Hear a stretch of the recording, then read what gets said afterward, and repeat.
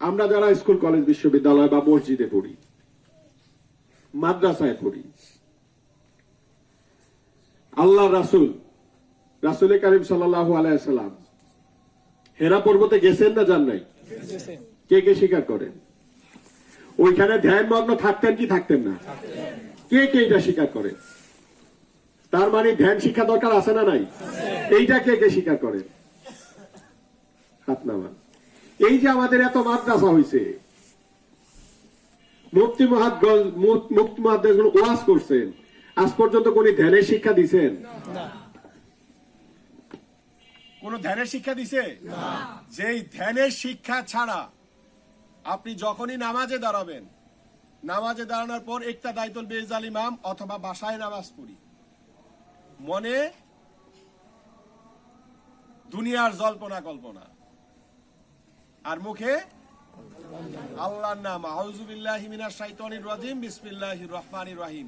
আলহামদুলিল্লাহ সূরা ইমাম সাহেব পড়তেছে, আমি কল্পনার জগতে কোথায় খেলতে গেছিলাম, কোথায় পিকনিকে গেছিলাম, কোথায় আনন্দের কি ঘটনা ঘটছিল, এগুলি কি প্রকাশ পায় কি পায় না? নামাজের নিয়ত ছেড়ে দেন, কোনো কিছু মনে থাকবে? জোরে বলেন।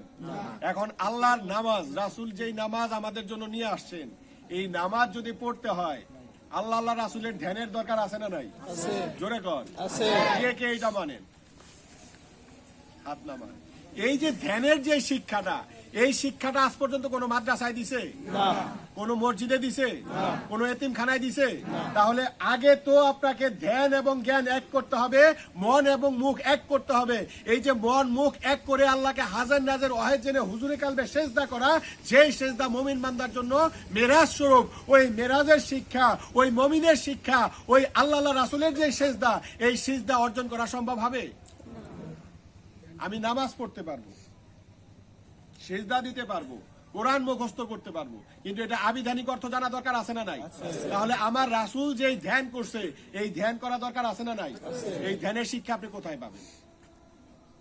কোরআন মুখস্থ করছেন, হাদিস মুখস্থ করছেন, মুফতি হইছেন, মুহাদ্দিস হইছেন, হাফেজ হইছেন, কিন্তু আপনার যে মুরাকাবা মুশাহিদার শিক্ষা, সে আপনাকে কোরআনের শিক্ষা দিতে পারবে, কোরআন মুখস্থ করাইতে পারবে। কিন্তু এই কোরআন থেকে যদি ওই মুফতি মুহাদ্দিস সাহেবদেরকে বলেন, এটার মধ্যে 7 আসমান 7 জমিনের সমস্ত কিছু আছে না নাই? জোরে কোন? যদি থেকে থাকে, এটার মধ্যে ডায়াবেটিসের প্রতিষেধক আছে না নাই? কোন মুফতি আজ পর্যন্ত বাইর করতে পারছে?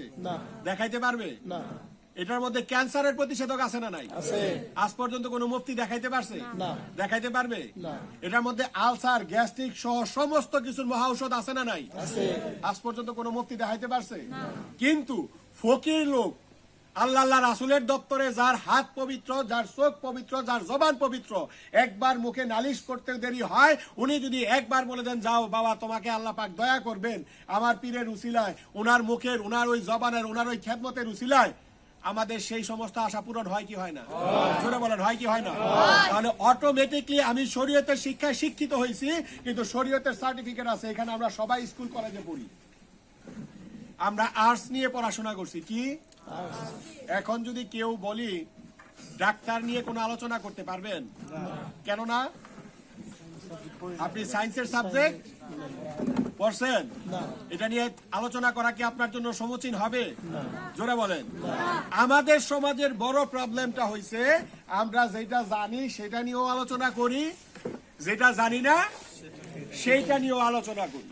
এখন আমাদের যে আলেম ভাইরা আছেন, তাদের আলোচনা করা উচিত হলো শরীয়ত সম্মত ভাবে। তারা কোরআন মুখস্থ করছে, তারা কোরআন নিয়ে আলোচনা করতেই পারেন, হাদিস নিয়ে আলোচনা করতেই পারেন, কিন্তু আপনি কোরআন হাদিস মুখস্থ করছেন, এই যে কোরআন হাদিসের পরবর্তীতে স্পিরিচুয়াল অর্থাৎ আধ্যাত্মিকতার যে চর্চা, এই আধ্যাত্মিকতার প্ল্যাটফর্মের ধারে কাছে আপনি যান নাই, ওই স্কুলে আপনি কোনোদিন পড়েনও নাই, ওই স্কুলে কোনো শিক্ষকও আপনি নাই, যে স্কুল নিয়ে পড়েন নাই, ওই স্কুল নিয়ে আলোচনা করে আপনার কতটুকু সমীচীন হয়?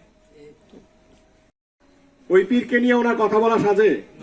জোরে বলেন, সাজে না। কারণ উনি এটা নিয়ে পড়াশোনা কখনো করেই নাই। কিন্তু ওই ওলি আল্লাহ নুজাবা নুকাবা গাউস কুতুবের মাধ্যমে তামাম জাহানের সত্য ইসলামের প্রচার হয়েছে না হয় নাই?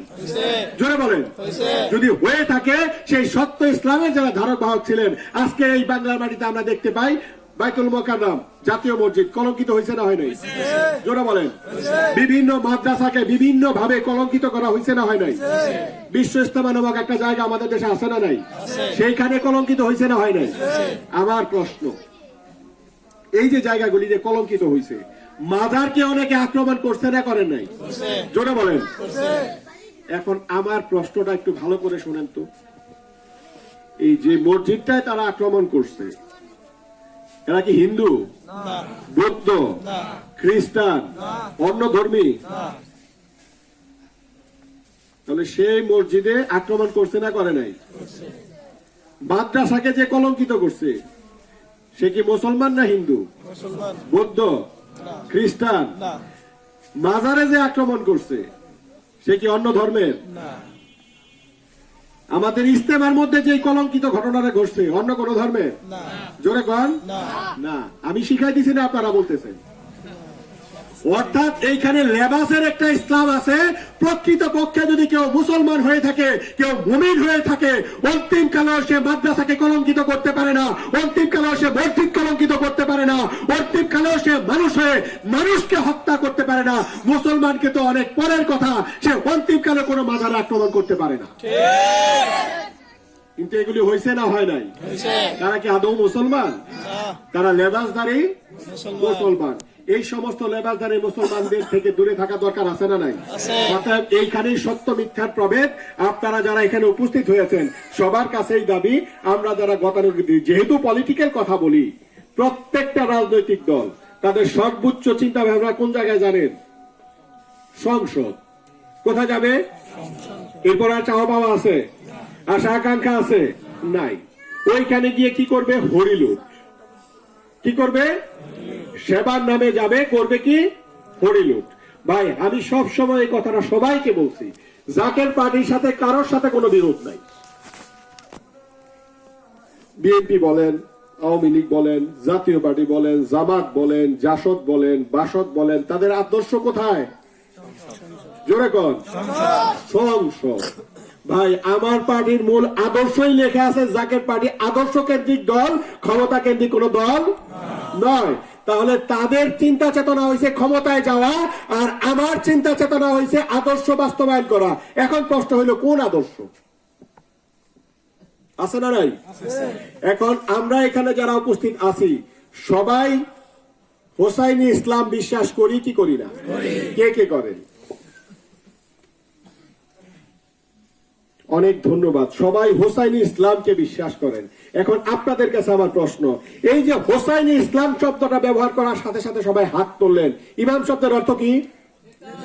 জোরে বলেন।